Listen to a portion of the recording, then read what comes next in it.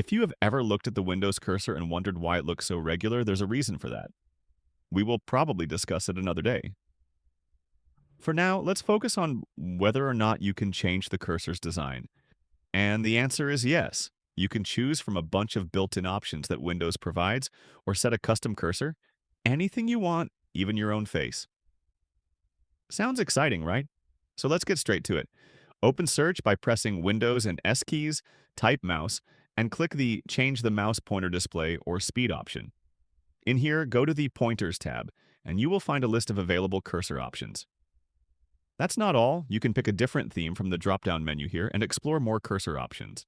Every theme has different styles. If you want to pick one of these, simply select the cursor option and click Apply and OK to save the changes. But what if you want to set a custom cursor in Windows? It's just as easy, and I will tell you the easiest way out there. Cursor files in Windows basically use the CUR extension, while the image you want to set is typically JPG or PNG. And all you need to do is convert the file type to CUR. But before you do that, use a website or an image editing software to remove the image's background. I personally use Remove BG since it's simple and convenient. Of course, you can pick another one. After removing the background, go to this website to convert the JPG file into CUR file. I have added the website's link to the description below. Just drop the edited picture here, click Convert, and wait for the conversion to complete. Once you have the CUR file, rename it to something else, preferably a name that's easy to recall and makes the file more identifiable. I am going with Tech in Moments. Now copy this file, go to this PC, then into the C drive, open the Windows directory, then the Cursors folder, and hit Ctrl+V to paste the file here. To set this picture as the cursor, again open the Mouse Properties utility and click on Browse. Navigate to the Cursors folder, select the file you pasted here, and click Open. Before you click Open, you can also preview right here how the pointer looks. Now that you have selected the cursor, create a theme for it. Click on Save As, then enter a name for the theme.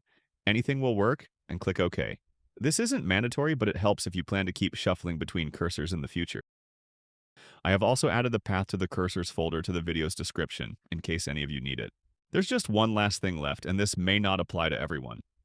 This is only if the cursor looks too small, as is the case with the one I selected. You see, the text is not readable, so we will increase the cursor's size.